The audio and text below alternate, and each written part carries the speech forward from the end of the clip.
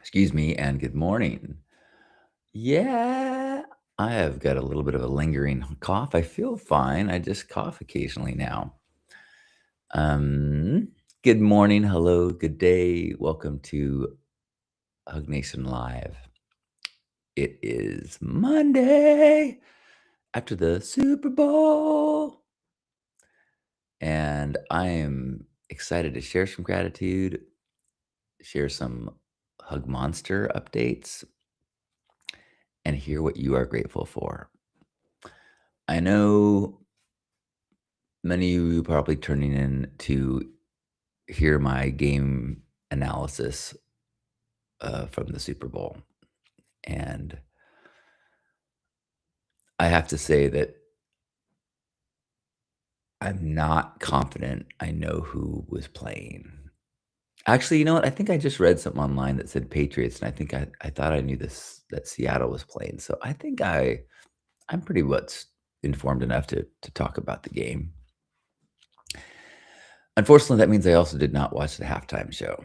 So I will have to talk tomorrow because I really was looking forward to seeing the official halftime show, the Bad Bunny show, and I've been seeing beautiful responses and reflections, and I'm looking forward to it. If you wanna share your gratitude around that, I'd love to hear it, but I, as of yet, have not watched it. I had 0 sports in my day yesterday, but I did have some fun stuff that I will share momentarily. If you're here, say hello, share some gratitude. Good morning, Gerbot. Good morning, Juan. Good morning, Meredith. Meredith says, I am grateful for the velocity of how we can create the lives we love.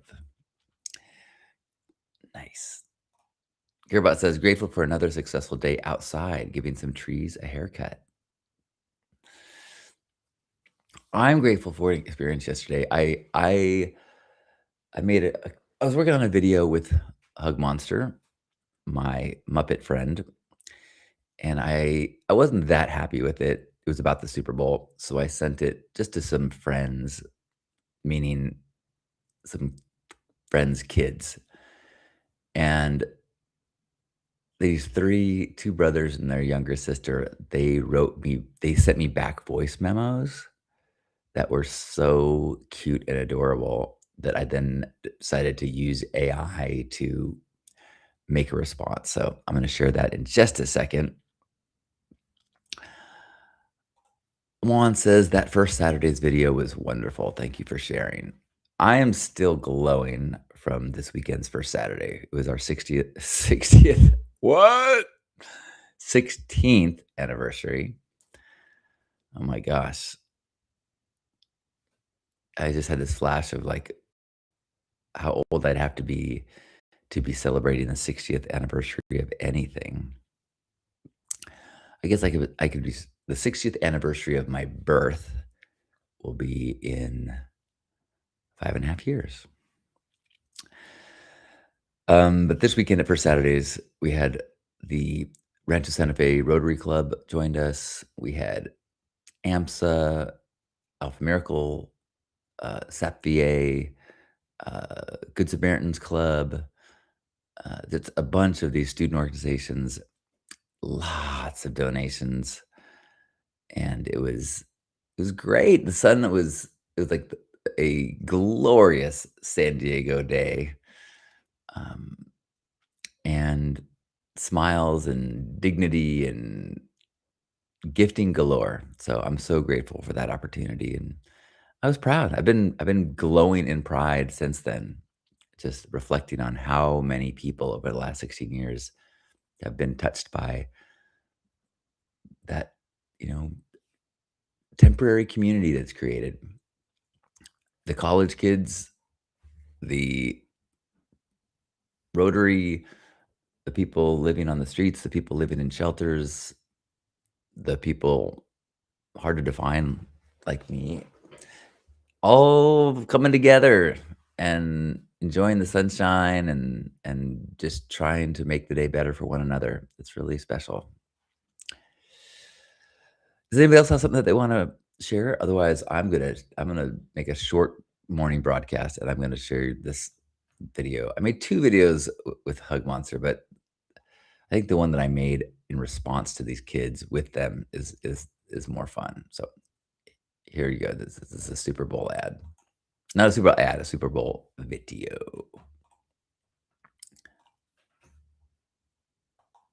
I don't want to bum you out, but if you hear people saying like Super Bowl, they are not preparing a great big batch of brownies. I heard that the Super Bowl is a bowl filled of syrup. I heard the Super Bowl was a superb owl. I think it's a Super Bowl. What do you think it is? Moo, moo, moo. Whoa! I was so stuck in my limiting beliefs that all I could think about was no brownies. You guys have helped me see that it could be amazing. We built a syrup palace. I hope you like it. I am so lucky to have friends like you. I love you. I love you. Bye. Bye. Love you. Bye. Love you.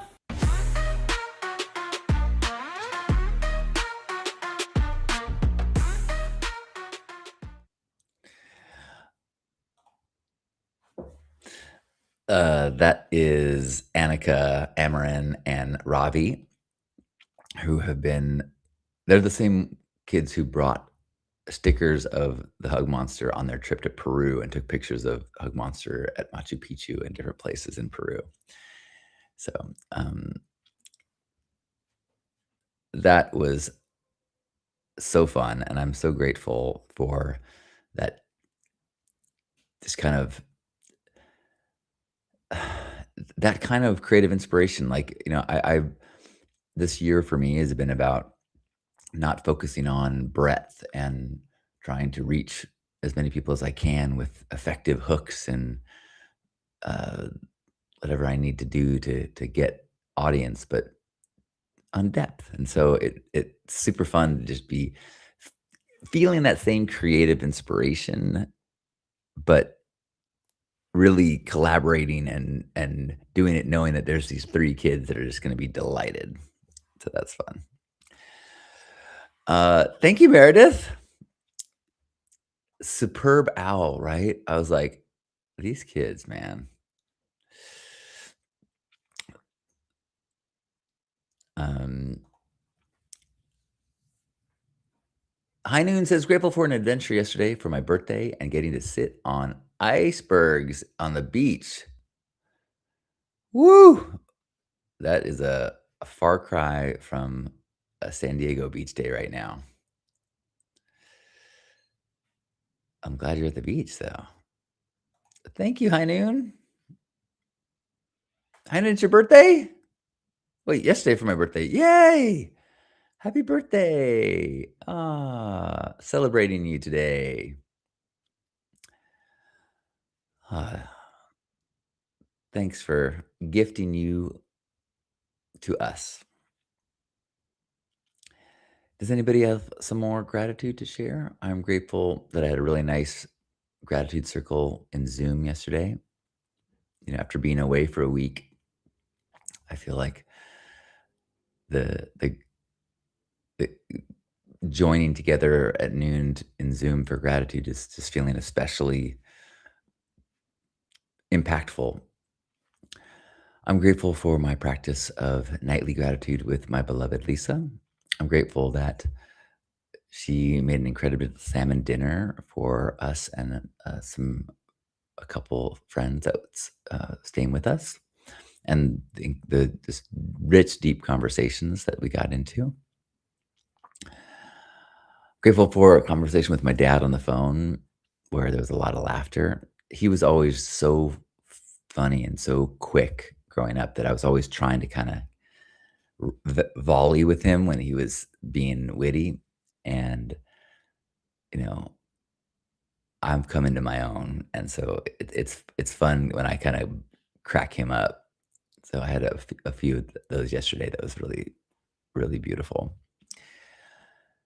I am grateful for a little yard work I did yesterday, gotten outside. Grateful for another video that I made with Hug Monster that I'm going to share with you right now, because this is the one I started working on, and then sometimes once I get in Hug Monster mode, it's hard to stop. Where is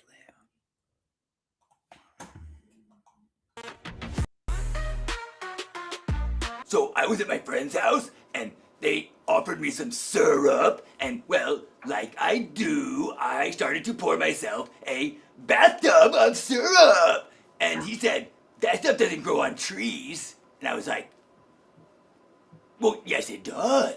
My friend Azure told me that it comes from maple trees. A tiny hole in the tree. And it didn't even occur to me that to poke a hole in a tree, you have to stab it. And I learned when I went to Hawaii to make sugar cane, they smash the sugar cane so that the sweets come out. Well, I sure am glad that nothing sweet comes out when you squeeze a Hug Monster. Well, I mean, if you squeeze me just a little bit, like a hug, then that's pretty sweet. But not so sweet that you'd want it on pancakes. So I talked to my friend Gordy. This is Gordy. I talked about him when Aneka asked me. What is your favorite plant? I asked Gordy, wouldn't that hurt? And Gordy said, actually, not really. In fact, Gordy said that for a maple tree, it is like a super awesome honor to be used in syrup. Kind of like how a Christmas tree feels like really proud when they get to be in someone's living room. So maybe a syrup swimming pool is possible. Ha ha ha! Okay. I hope all is well. I love you.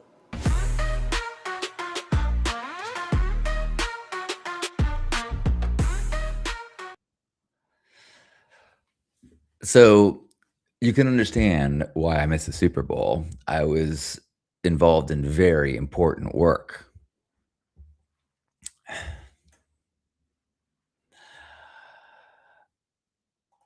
Heinen says, grateful for Juan and Gerbot that show me over and over what love really is.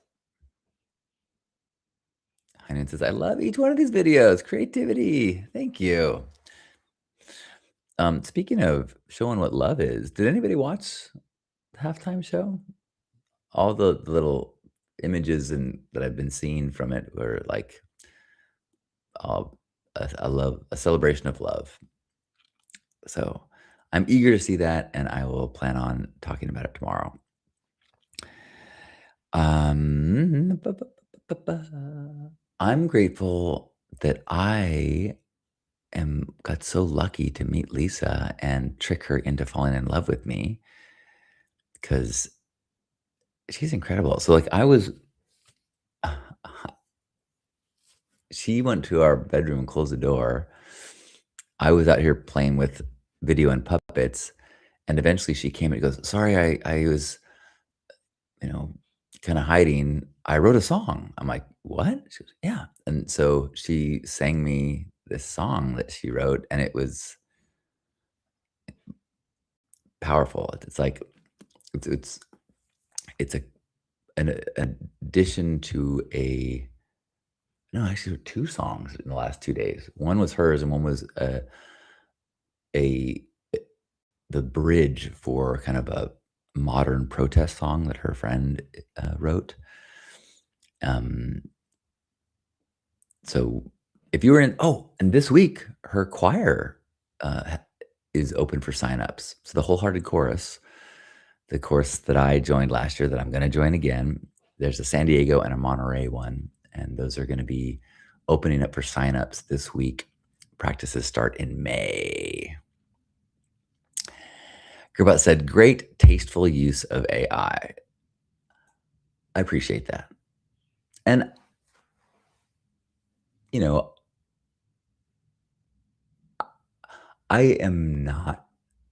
I'm not giving, well, how do I say this? I have all sorts. Like if I had 3 wishes from a genie, I'd think long and hard about how I would phrase how I want this planet technology to be limited in some way. I don't know if we go pre-internet or pre-atomic bomb, something, I don't know. But there's certainly if I had my druthers, I would like to live in a non-AI world in the future. And I understand that there's all sorts of cool things. I and I understand that I might sound like I'm a old man yelling, "Get off my lawn." Uh, but since I don't have a genie, I'm trying to at least enjoy and find benefit and fun in ways that allow me to be more creative without uh, being detrimental to the arts or other artists or truth, you know?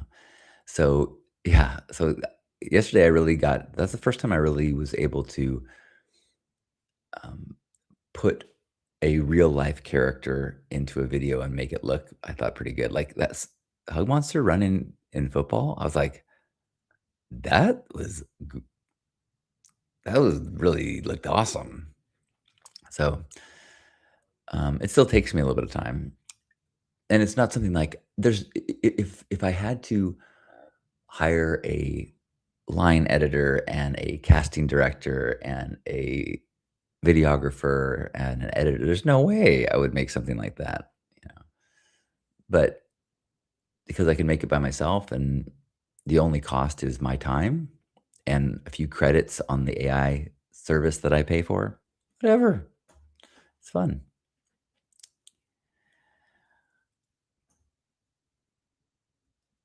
Eileen says, yes, and more love and zero bombs, please. And thank you.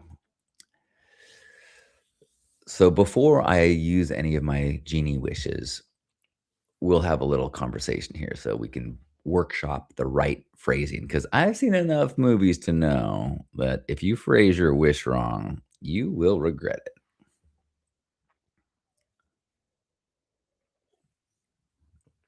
Mhm.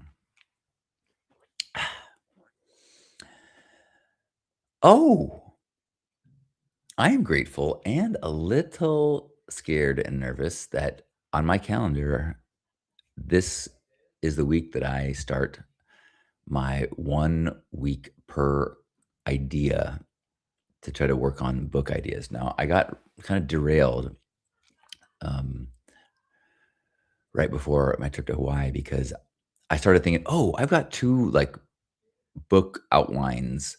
One's actually a draft, but one's a memoir, and one is books of lessons in my life. Now, you would think those two could go really well together, but the more I sat with it, the more I was like, that I don't know if I can make that work. And so I was feeling daunted, and I know that my tendency is to I hit this wall, so I get frustrated and I my attention goes elsewhere. So I am going to continue with my original plan and do week by week, focusing on different lessons or ideas from the belief buffet. So the first lesson is question your brain. If you've taken the pink path, that's how I start the pink path as well. Question your brain, learning about cognitive bias and all the ways that science has taught us and shown us and proved to us that our brains do not work as effectively as we think. They're not as trustable as we think. Memory doesn't work as crisply as we think. Um, and then that goes on to other ways that our thoughts and our reality are malleable and things that we have that are that if you accept thoughts, realities, narratives passively, then your life is there's no way to live your best life in that way. In the same way that if you just eat whatever junk food you can scavenge and whatever people hand you, if you watch whatever TV people shove in your face, you're going to be sick. Your diet matters. And so understanding your digestive system will help you know what the best ways to eat healthy are. And understanding the way your mind works is the best way to understand what kind of information you can take in. But the beginning of all of that, even though it might not be the sexiest topic, is the idea of cognitive bias. And very specifically, there's all types of cognitive bias. If you're not, the simple idea, if you're not, the term that you don't use a lot, is that there's all these ways that we have, through research and testing and experiments, your brain has tendencies, like a recency bias. So if you learn something, if I tell you something about how great reptiles are today, and someone else told you how great hermit crabs are as pets 2 years ago, because I talked to you more recently, your brain weighs it heavier. Like, you could have taken a survey right after you learned about the hermit crabs 2 years ago, and then take a survey about the, what did I say, reptiles? Salamander, the pet. And right when you heard it, you have a strong opinion, but the more recently. So anyway, that's just one type. But there's like 30, 40, depending on how granular you get. But the most significant for my purposes, and I think for a human's best chance at optimizing their life, is understanding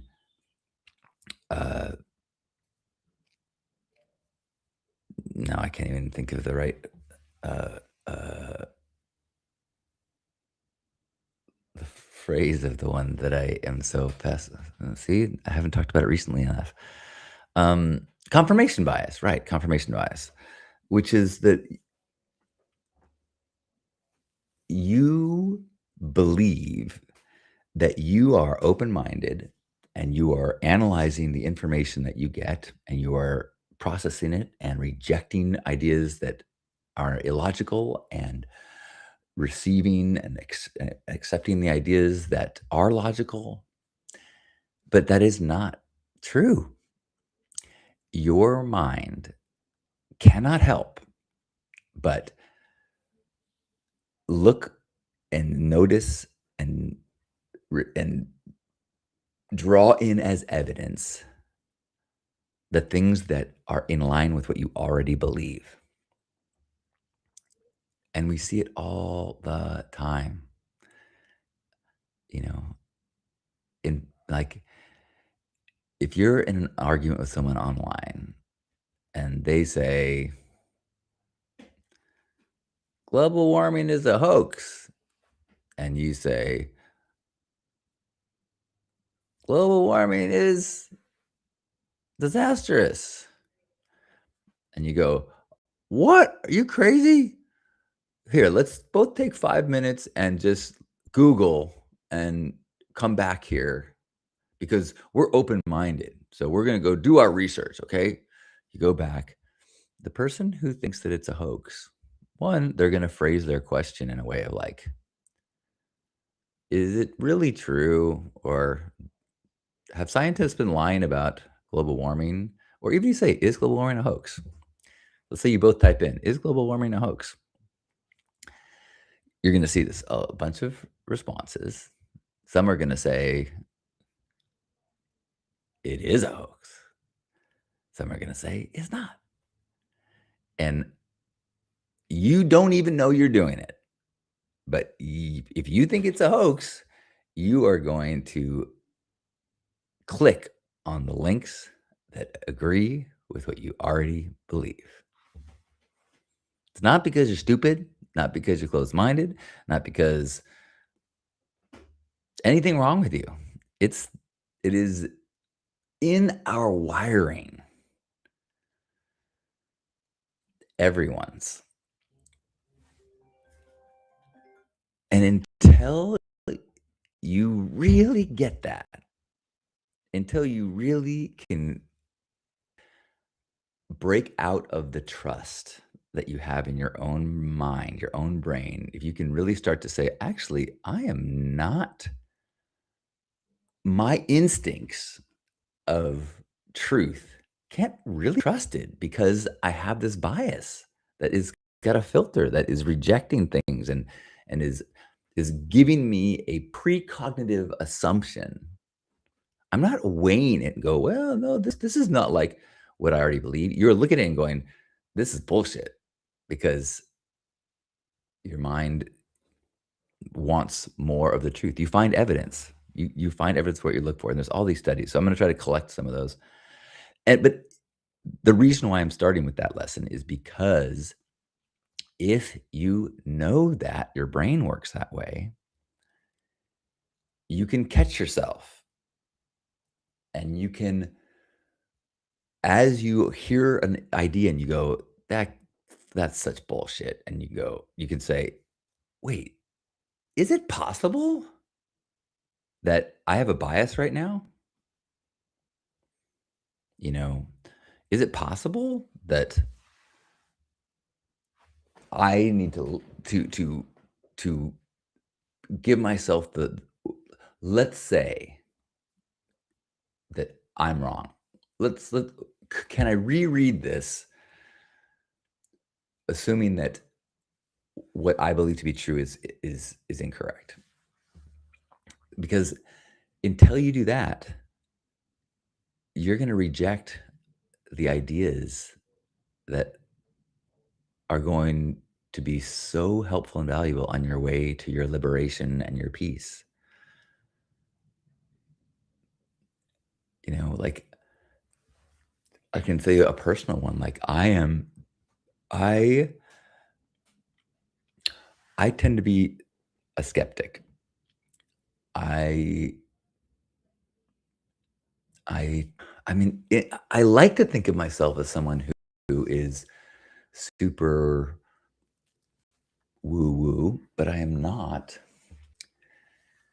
The upcoming story or Stay Sparked episode, Betsy talks about her process of writing her book. And there's a significant part in her story when she was at this impasse and she prayed for guidance and was contacted a few days later by a publisher out of the blue saying, "Hey, we want to distribute your book."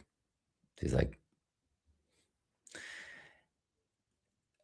even though I've had examples of that in my life, I see examples for her.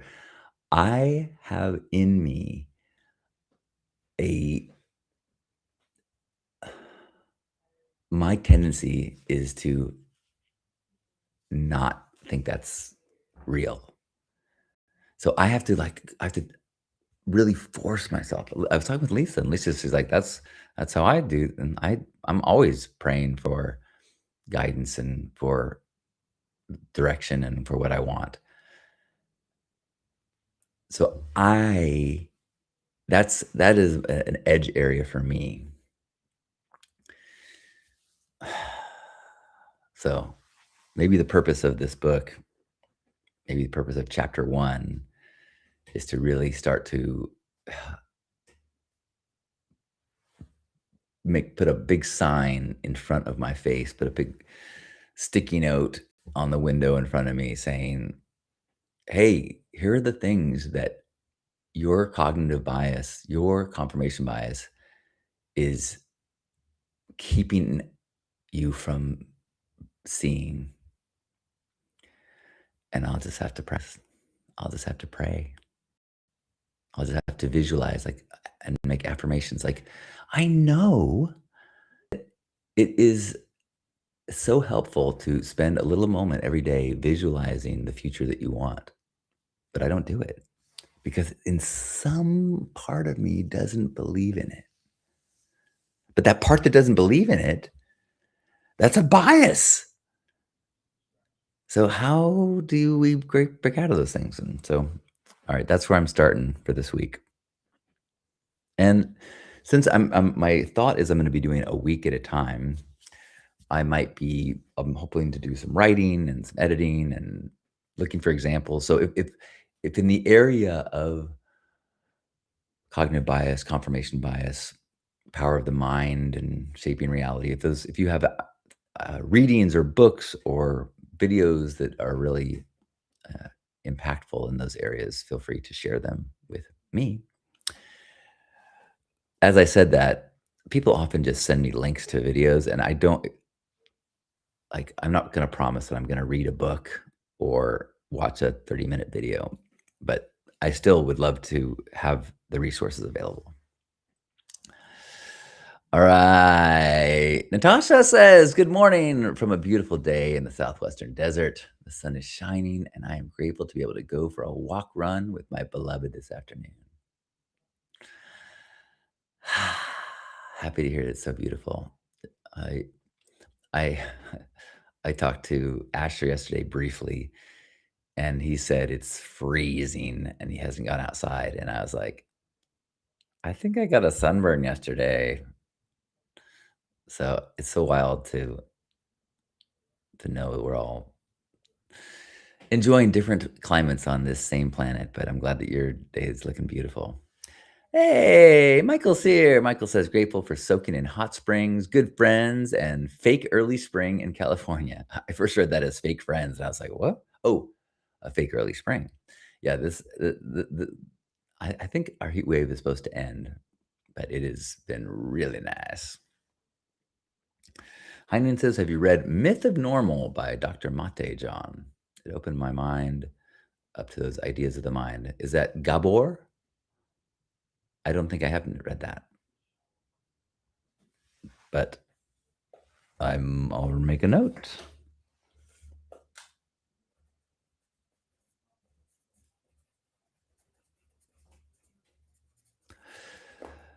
Natasha says, I am grateful I had the opportunity to give a homeless fellow some healthy snacks and a bottle of water in front of my kid and her friend when we were stopped at a red light.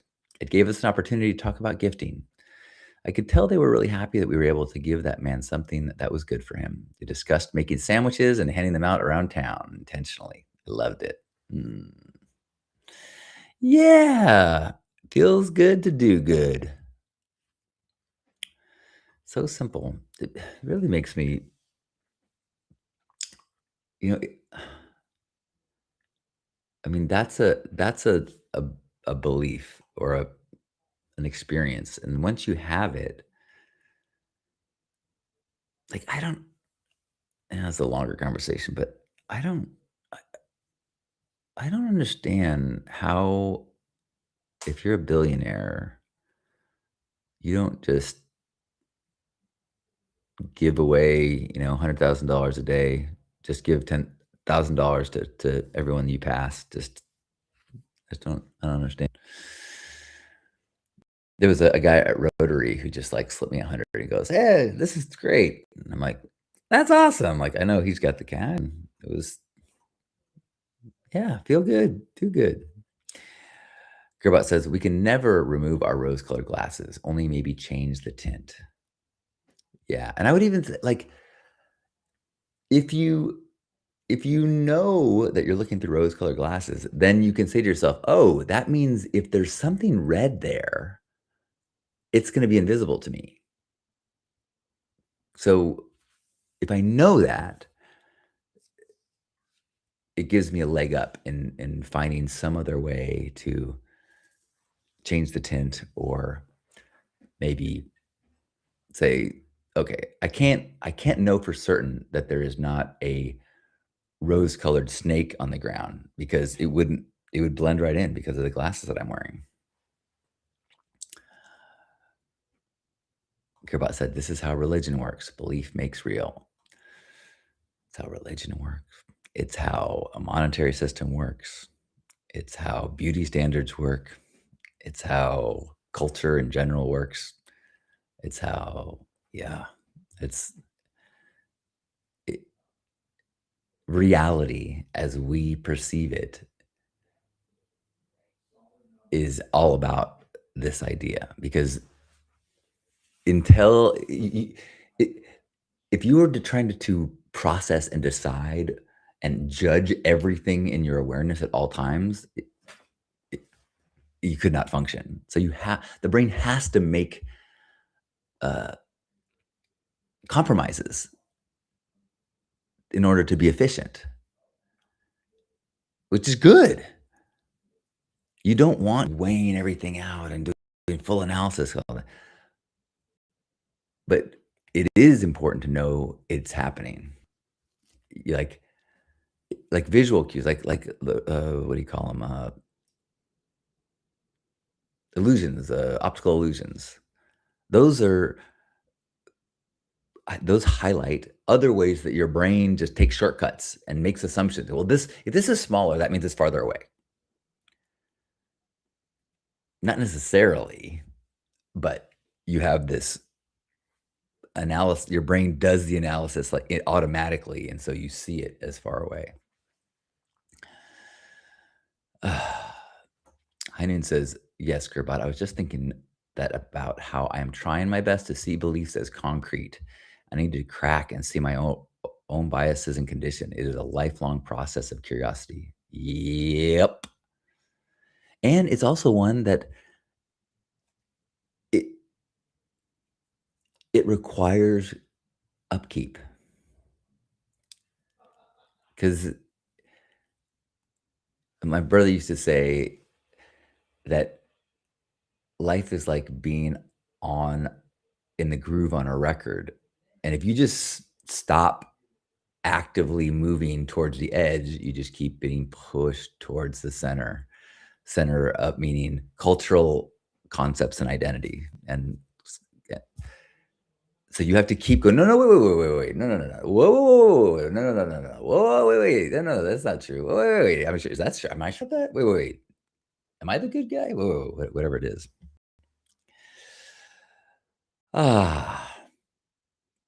Well, thanks for being here for day 1 of the Belief Buffet multi-week discourse plan. Thanks for letting me share my Hug Monster videos. You can look up Hug Monster on YouTube if you want to see all the videos. I've got a bunch of them. They're all kid friendly. It's a kid appropriate channel. Although I was like, I was going to ask some parents, like, I talk about maple trees being stabbed and sugarcane getting smashed. Is that too violent for a kid? Hopefully not. It's not like I talked about what happens in a slaughterhouse. I'm going to steer clear of that. Thank you, Gerbot.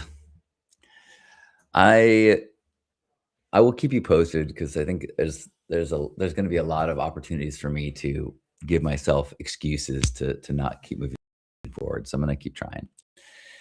But happy Monday to you. Happy February. I love you. Enjoy this day. What a treat to share gratitude with you. Wherever you are, give yourself a hug and feel connected in this moment. Feel grateful for all the incredible ways your mind works, and also appreciative of all its shortcuts, and blessed to have the wherewithal to question as well. Don't believe everything you think, but trust your heart. Trust that kindness is good.